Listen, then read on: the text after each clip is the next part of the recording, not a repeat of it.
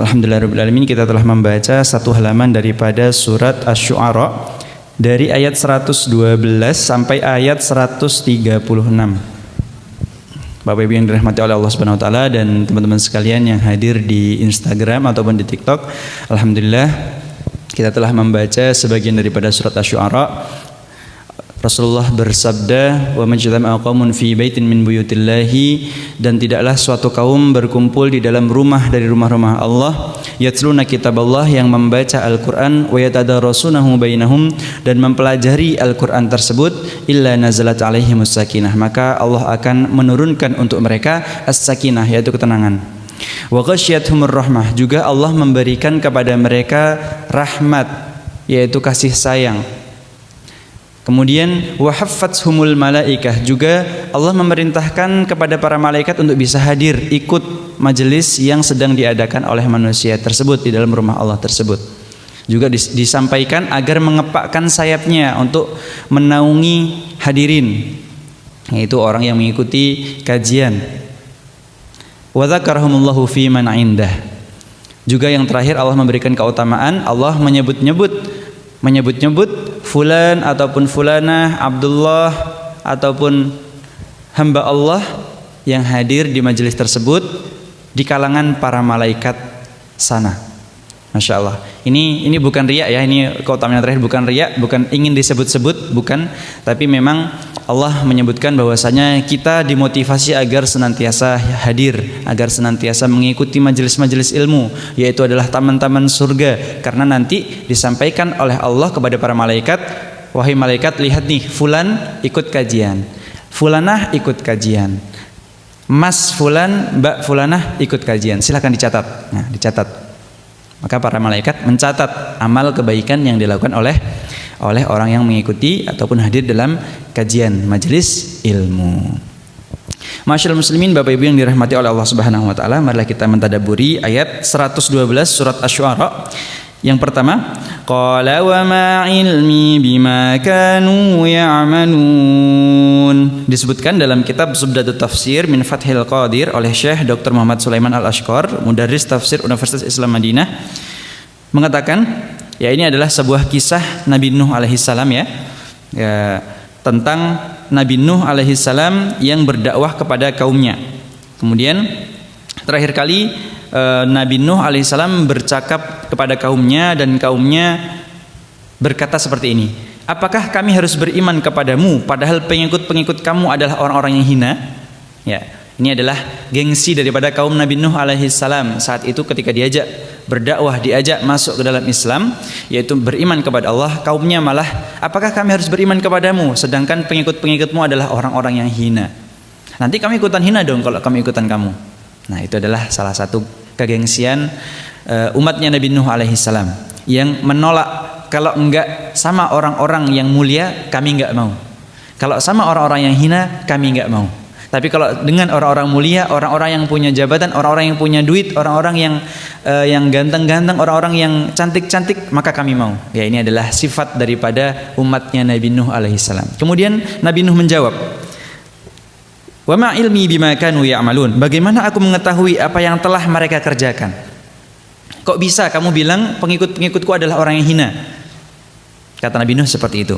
Kemudian, yakni aku, kata Nabi Nuh, tidak dituntut untuk mengetahui pekerjaan mereka. Kemudian, namun aku hanya dituntut untuk menyeru kepada mereka keimanan dan memandang hal itu, bukan untuk memandang pekerjaan, bukan untuk memandang kemiskinan ataupun kekayaan daripada mereka.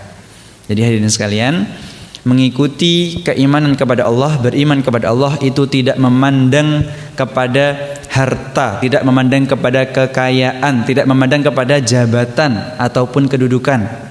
Siapapun boleh beriman, bahkan harus beriman kepada Allah.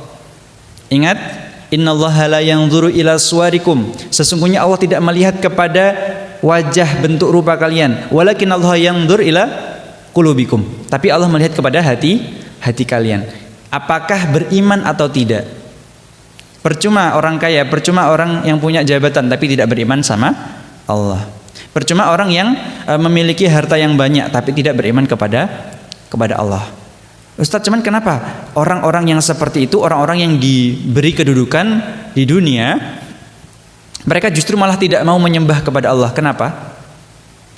Ada yang tahu? Kenapa kok orang-orang yang sedemikian itu lebih condong tidak mau beriman, lebih condong ada hati dalamnya gengsi atau sombong gitu, nggak mau? Kenapa? Ya karena sudah tertutup hatinya, ditutupi oleh harta-harta yang dia punya, ditutup oleh kekayaan ataupun jabatan yang ia punya, kemuliaan yang ia punya di dunia, sehingga dia menganggap ini sudah cukup bagi dia di dunia dan tidak perlu lagi ikut sana ikut sini, nggak perlu lagi karena dia anggap dirinya sudah cukup baginya. Maka dari itu masyaallah muslimin rahimakumullah jami'an, janganlah kita menjadi sebagaimana yang dilakukan oleh Nabi Nuh, pengikutnya Nabi Nuh yang tidak mau mengikuti ataupun menyeru kepada dakwah Nabi Nuh alaihi salam. Kemudian 113 yang berbunyi in hisabuhum illa ala rabbi law tash'urun. Kemudian selanjutnya perhitungan amal perbuatan yaumul hisab, maksudnya mereka tidak lain hanyalah kepada Tuhanku kalau kamu menyadari, yakni yang memperhitungkan dan mengoreksi hati dan amal mereka hanyalah Allah Subhanahu wa ta'ala. Seandainya kalian merasakan dan memahami, niscaya kalian akan memahami hal itu dan beriman kepadanya.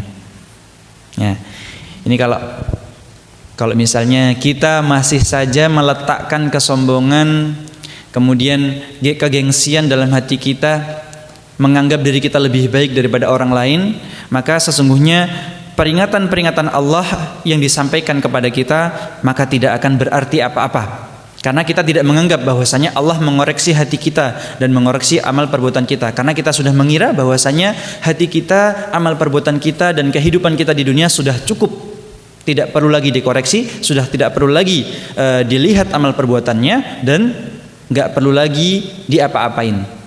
Jadi mereka nggak perlu beriman kepada Allah. Itu apabila dia tidak menjadikan Allah sebagai pengoreksi hati dan amal perbuatan kita, maka dia akan tetap sombong seperti itu sampai akhir hayatnya. Na'udzubillahi min dzalik. Kemudian selanjutnya disebutkan 114, wa ma ana bitanidil mu'minin. Kemudian Nabi Nuh alaihissalam berkata, dan aku sekali-kali tidak akan mengusir orang-orang yang beriman. Ini merupakan jawaban Nabi Nuh alaihissalam atas permintaan mereka untuk mengusir mereka. Ya, ini Nabi Nuh menjawab bahwasanya Nabi Nuh tidak akan mengusir orang-orang yang beriman. Maksudnya barang siapa yang mengikutiku, yaitu beriman kepada Allah, maka aku tidak akan mengusirnya. Karena memang betul tujuan Nabi Nuh alaihissalam hadir di dunia, hadir di sekitar kaumnya untuk menyeru kepada mereka, untuk mendakwahi mereka. Maka kalau mereka sudah beriman kepada Nabi Nuh alaihissalam, Nabi Nuh tidak akan mengganggu, tidak akan mengusir mereka. Bahkan mereka adalah orang-orang yang beruntung karena menjadi daripada golongan orang yang beriman kepada Allah Subhanahu wa ta'ala. Kemudian 115, in ana illa nadhirum mubin. Aku ini tidak lain melainkan memberi peringatan yang menjelaskan, yakni aku hanya memberi peringatan dan penjelasan atas risalah Allah yang Allah perintahkan kepadaku untuk menyampaikannya, dan orang-orang beriman itu adalah bagian dari orang-orang yang wajib aku peringatkan. Maka bagaimana aku akan mengusir mereka? Ya, ini adalah jawaban Nabi Nuh alaihissalam, karena beliau hanya memberi peringatan. Nanti kalau orang-orang yang Nabi Nuh seru sudah mengikuti Nabi Nuh alaihissalam, sudah beriman kepada Allah, maka Nabi Nuh terus memberikan peringatan agar senantiasa berada pada jalan yang benar. Karena kita ketahui ya Bapak Ibu sekalian, al-imanu yazidu wa yanqus. Iman itu naik dan turun. Maka kalau seorang yang beriman kepada Allah, imannya sedang naik, insya Allah dia akan selalu berada pada jalan yang benar. Maksudnya tidak akan menyimpang, tidak akan melenceng, tidak akan menyekutukan Allah. Tapi kalau dia imannya kepada Allah sedang menurun, kemudian tidak diingatkan kembali, ya mungkin seperti motivasi ataupun nasihat-nasihat tidak diberikan itu, maka bisa jadi dia akan menjadi melenceng hatinya. Maka kalau Bapak Ibu sekalian pernah dengar tidak, di Indonesia ada sebuah daerah, desa ataupun kampung yang penduduknya itu dalam waktu yang sangat singkat beliau beralih dari Muslim menjadi Nasrani. Jadi dari beragama Islam berpindah agama Nasrani hanya karena diberi sembako, hanya karena diberi mie instan, hanya karena diberi beras. Maka ini adalah sebuah contoh bagi kita semua bahwasanya ketika iman kita itu naik, ketika iman kita itu sedang baik, sedang kualitasnya sedang bagus, maka insya Allah dia akan kuat. Mau dikasih mobil pun, mau dikasih rumah pun, dia tidak akan keluar dari Islam. Tapi kalau imannya sedang turun, nah ini pentingnya menjaga kualitas iman. Sering banget diingetin oleh khotib pada hari Jumat agar senantiasa memperbarui kualitas iman dan kuantitasnya, biar bagus imannya terus bagus. Biar ketika ada yang mengganggu hidup kita, yaitu mengganggu keimanan kita, menawarkan sesuatu untuk kita, tapi dengan syarat kita harus keluar dari Islam, maka dia akan bertahan di situ. Tapi kalau dia tidak memperbarui, tidak meningkatkan kualitas keimanannya kepada Allah, maka nanti disenggol dikit, udah nggak mau meluk agama Islam. Nah, maka dari itu masyaallah muslimin rahimakumullah jami'an, kalau kita sudah beriman kepada Allah, maka hendaknya kita selalu ingat akan peringatan-peringatan Allah Subhanahu wa taala. Biasanya hadirin sekalian, orang yang beriman sudah menyatakan beriman kepada Allah pasti akan diuji. Nah, ketika mendapati ujian tersebut, kita harus selalu ingat ini datangnya dari Allah. Ini untuk menjadikan diri kita menjadi lebih baik. Ujian ini untuk mengangkat dosa-dosa kita. Sakit ini untuk menghapuskan dosa-dosa kita, mengangkat derajat-derajat kita. Maka itu harus diperbarui lagi. Jangan sampai ketika mendapatkan peringatan-peringatan Allah berupa ujian, berupa cobaan, berupa musibah, tiba-tiba ada bencana, malah justru kita udahlah nggak mau lagi ikut kajian, udahlah mending masuk agama lain aja lah yang ibadahnya lebih sedikit, nggak capek. Nah, hati-hati hadirin sekalian. Taib, kita lanjutkan pada ayat 116 yang berbunyi, qalu la illam tantahi ya nuh latakunanna minal marjumin. Disebutkan dalam ayat 116, qalu, mereka berkata, la illam tantahi, sungguh jika kamu tidak mau berhenti wahai Nuh, ya Nuh, latakunanna minal marjumin, niscaya benar-benar kamu akan menjadi termasuk dari orang-orang yang dirajam. Yaitu apa itu dirajam? Ya, dilempari batu, diolok-olok, disakiti, dicelakai, itu adalah dirajam.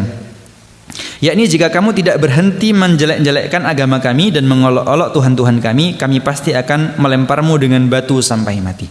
Ya, ini perkataan dari umat Nabi Nuh alaihissalam yang enggan mengikuti Nabi Nuh alaihissalam dalam dakwahnya. Jadi umatnya Nabi Nuh ini sudah memegang teguh agama nenek moyang mereka. Namun Nabi Nuh alaihissalam tetap berdakwah kepada mereka semua agar mereka berhenti menyembah berhala-berhala Tuhan-Tuhan yang mereka sembah. Namun mereka pengikut Nabi Nuh yang enggan tadi, mereka malah mengatakan kepada Nabi Nuh, kalau kamu nggak berhenti berdakwah, kalau kamu nggak berhenti menjelek-jelekkan Tuhan-Tuhan kami, maksudnya yang disembah oleh mereka, maka kami akan melemparmu dengan batu, yaitu merajam, itu mencelakai Nabi Nuh alaihissalam. Kemudian di selanjutnya ayat 117, qala rabbi inna qaumi kadzabun. Disebutkan dalam ayat 117 yang berbunyi, Nuh berdoa kepada Tuhannya, wahai Tuhanku, sesungguhnya kaumku telah mendustakan aku dan sama sekali tidak membenarkanku terkait apa yang aku bawa dari sisimu. Ya, ini Nabi Nuh alaihissalam mengadu kepada Allah bahwasanya seruan atau dakwahnya Nabi Nuh alaihissalam itu tidak digubris, bahkan ingin dicelakai oleh kaumnya sendiri. Masya Allah, masyaallah muslimin rahimakumullah jami'an. Ingat ya, setiap Nabi dan Rasul itu mendapati kaumnya, bahkan ada yang menjadi pengikut Nabi dan para Rasul tersebut, selain mengabaikan dakwah kaumnya, kebanyakan dari mereka dan tidak sedikit pula ingin mencelakai, bahkan ingin membunuh para nabi dan rasul tersebut. Maka dari itu ini menjadi contoh buat kita semua. Jangan sampai kita di zaman yang sudah modern ini, di zaman yang sudah maju ini, masih saja mengikuti kebiasaan orang-orang jahiliyah, orang-orang yang bodoh terdahulu. Jangan sampai kita semua kalau sudah mendapati agama Islam yang benar ini kemudian mengingat kepada peringatan-peringatan Allah yang Allah berikan melalui ayat, melalui hadis, melalui para ulama salafus saleh, melalui para pendai dakwah kepada kita, maka hendaknya kita mengatakan sami'na wa ata'na. Kalau kita masih saja melihat ada seseorang yang berdakwah kepada kita, siapapun itu, yang membawa jelas-jelas ayat Al-Quran ataupun hadis Nabi Asy-Syarif, tapi kita masih saja mengabaikannya, maka na'udzubillah min dzalik, jangan sampai kita menjadi daripada orang-orang yang mengabaikan peringatan Allah seperti orang-orang jahiliyah. Ya, kalau ada ayat Al-Quran sama hadis disampaikan, siapapun itu yang mengatakan, ya udah sami'na wa ata'na, ya kami beriman, kami taat, udah gitu aja. Kami mendengar dan kami taat. Jangan sampai kita masih menyisakan kesombongan di dalam hati kita dan gengsi di dalam hati kita. Karena kalau kita masih aja membawa kesombongan, kegengsian dalam hati kita, maka kalau ada yang ngomong dia bukan dai yang terkenal, dia bukan orang soleh, dia hanya orang biasa di pinggir jalan, tapi dia mengatakan sebuah ucapan dari ayat Al-Quran dan hadis, pasti dia akan abai. Enggak, kamu siapa? Kamu ustadz bukan, kamu dai bukan, kamu ulama juga bukan. Nah, hati-hati. Selama yang diucapkan masih berupa ayat-ayat Al-Quran dan juga hadis Nabi Asy-Syarif, maka hendaknya kita mengatakan sami'na wa ata'na. Kemudian ayat 118 yang berbunyi faftah baini wa bainahum fathan wa najjini wa man ma'iya minal mu'minin. Faftah baini wa bainahum fatha, maka itu adakanlah suatu keputusan antaraku dan antara mereka, yaitu antara Nabi Nuh alaihissalam kepada Allah, antara Nabi Nuh dan antara pengikutnya. Makna al-fatah di sini adalah keputusan hakim pada perkara antara dua pihak yang berselisih. Jadi Nabi Nuh alaihissalam meminta pengadilan kepada Allah Subhanahu wa taala, minta diadili antara Nabi Nuh dengan kaumnya, yakni putuskanlah antara aku dan mereka dengan putusan yang menunjukkan siapa yang benar dan siapa yang salah. Maka Nabi Nuh meminta, ya Allah, tolong berikanlah pengadilan yang sepadan antara aku dengan kaumku. Mana yang benar, apakah aku ataukah mereka? Jadi Nabi Nuh meminta diberikan bukti yang nyata bahwasanya Nabi Nuh alaihissalam adalah yang benar. Maka Nabi Nuh meminta akan diberikan kepada beliau dan kaumnya sebuah tanda, yaitu nanti yang akan kita jumpai ya hadirin sekalian, yaitu adalah banjir bandang, air bah, tsunami ya, yang akan datang kepada Nabi Nuh dan kepada kaumnya untuk membuktikan siapa yang benar, apakah Nabi Nuh alaihissalam ataukah kaumnya tersebut yang benar.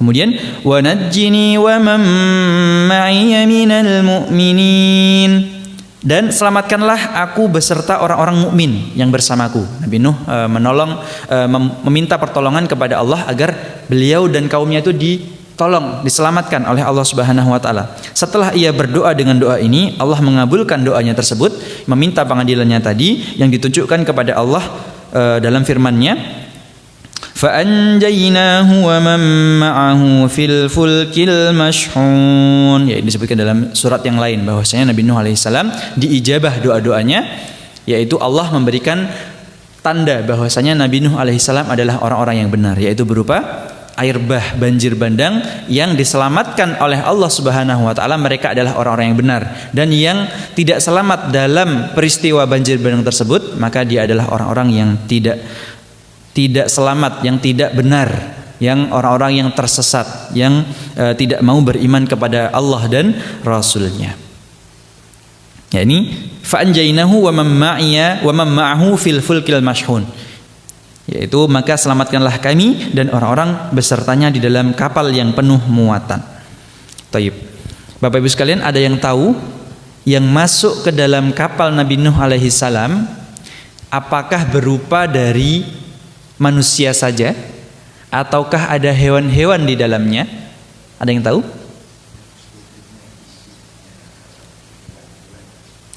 Ya, ada hewan-hewan juga yang masuk ke dalam kapal Nabi Nuh alaihi salam. Taib. Berapa jumlah daripada yang masuk ke dalam kapal Nabi Nuh alaihi salam, ada yang tahu? Ada yang tahu?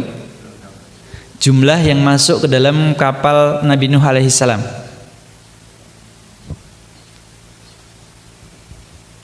Belum tahu? Kemudian ada setiap daripada makhluk hidup yang masuk kepada kapal Nabi Nuh alaihi salam, berapa pasang daripada makhluk hidup yang masuk? Ada yang tahu? Disebutkan dalam surat Hud, hatta idza jaa amruna wa farat tanur qul nahmil fiha min kullin zawjayn isnain. Jadi disebutkan dalam surat Hud bahwasanya setiap yang masuk dalam kapal Nabi Nuh alaihi salam, dari manusia ada, dari hewan-hewan juga ada. Dan disebutkan min kulli zawjayn isnain, ya setiap makhluk hidup dari kapal Nabi Nuh alaihi salam itu hewan-hewannya satu pasang. Jadi kalau ada kambing sepasang, kemudian ada sapi sepasang, ada gajah sepasang, ada kuda sepasang. Semua hewan-hewan yang ada pada zaman itu masuk ke dalam kapal Nabi Nuh alaihi salam itu masing-masing satu pasang. Min kulli zawjayn isnain. Qul nahmil fiha min kullin zawjayn isnain. Setiap hewan-hewan yang masuk itu satu pasang. Jadi semua hewan-hewan yang masuk pada saat itu satu pasang. Ketika selamat, berhenti air bahnya, banjirnya habis, selesai, maka mereka turun dan berkembang biak menjadi hewan-hewan yang ada sampai saat ini. Maka itu adalah jumlah daripada hewan-hewan yang Nabi Nuh alaihi salam bawa di dalam kapalnya. Ya, hewan-hewan berupa gajah, kemudian berupa kuda, berupa sapi, kambing. Itu menjadi sepasang. Setelah mereka selamat, mereka berkembang biak sampai zaman kita saat ini. Kemudian disebutkan dalam surat Asy-Syu'ara 120, "Tsumma aghraqna ba'dul baqin." Ya, kemudian sesudah itu kami tenggelamkan orang-orang yang tinggal. Jadi ketika Nabi Nuh sudah menyeru kepada dakwah kaumnya, ayo ikutlah ke dalam kapal. Ayo kaumku ikut ke dalam kapal biar kita selamat. Ayo, peringatan terakhir ini ikut bersama kami. Jadi hamba yang beriman di hadapan Allah. Nah, ketika beliau dan para kaumnya menyeru kepada orang-orang yang enggak mau tadi, disitulah batas antara selamatnya mereka atau tidak. Hatta sampai anaknya pun siapa? Kan'an tidak mau mengikuti seruan ayahnya. Kata Nabi Nuh, "Ya bunayyarkam ma'ana wa la takum ma'al kafirin." Nabi Nuh menyeru pada anaknya, "Ya bunayy, irkam ma'ana." Ayo ikut bersama kami. Janganlah kamu menjadi golongan orang-orang yang kafir, yang tidak mau menyembah beriman kepada Allah. Kata anaknya apa?